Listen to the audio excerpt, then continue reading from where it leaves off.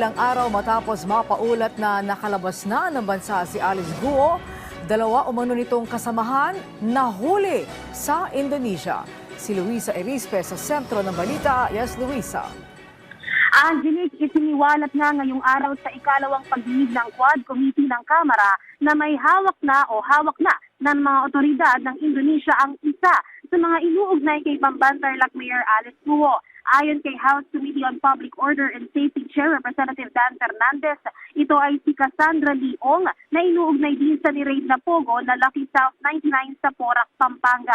Matatandaang na-cite in contempt si Ong ng Quadcom dahil sa hindi nito pagdalo sa pagdinig sa kabila ng inilabas na show cause order. Narito ang pahayag ni Representative Dan Fernandez. The communication that was sent to us as well, that Cassandra Leong was already in the custody of the Bureau of Immigration of Indonesia. And as a matter of fact, our police attaché and the PNP chief is in coordination with the Bureau of Immigration of Indonesia. Sa hiwalay naman na panayam, kinumpirma rin ni DILG Secretary Benhur Abalos na nasa kustodiya na ng Immigration ng Indonesia ang hindi lang naman isa, kundi dalawa na umanong kasama ni Alice Guo. Bagamat wala siyang nabanggit na pangalan, sinabi ng kalihim na base naman ito sa impormasyong natanggap niya mula sa Philippine National Police kagabi.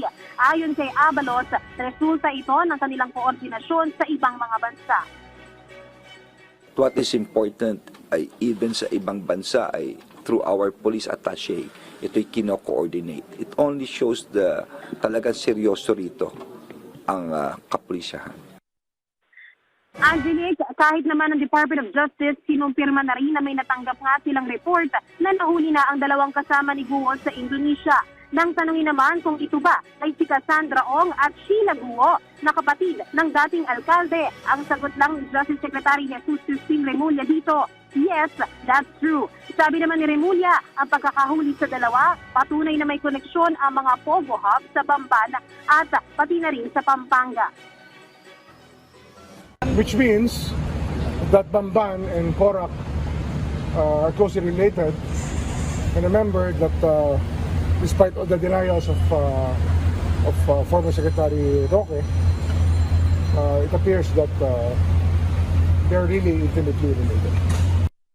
Paliwanag naman ni Remulla, kahit naman nahuli ang dalawa, hindi pa rin basta-basta makakansela ang pasaporte ng mga ito, pati na rin ang kay dating Mayor Alice Guo. Sa kabila rin ito ng hiling ni Executive Secretary Lucas Bersamin, kaya pag-uusapan pa nila paano ba ang magiging proseso nito. Pero giit naman ni Remulla, may paraan pa rin para mapauwi ang dalawang ito, pati na rin si Guo. If the passports are cancelled immediately, then how can you make them travel back to the country? You will have to issue a travel document which will be an admission that they are Filipino citizens. So it's something that's a little tricky. That's why we decided, to our best judgment, we just follow the law on the cancellation of passports. Because they're passport holders where we have a suspicion that these were fraudulently obtained or obtained through fraudulent means, then we have reason to make them go back. Angelique, sa ngayon naman Anya ay makikipag-usap si Justice Secretary Cristin Remulla sa Bureau of Immigration paano nga yung proseso, paano mapapauwi itong dalawang nahuli na kasama ni Guo at pati na rin si Alice Guo dahil nga medyo komplikado yung pagkakansela ng pasaporte ng mga ito. At mamaya ay hihingi tayo ng panibagong update. Thank you, Jan. Angelique.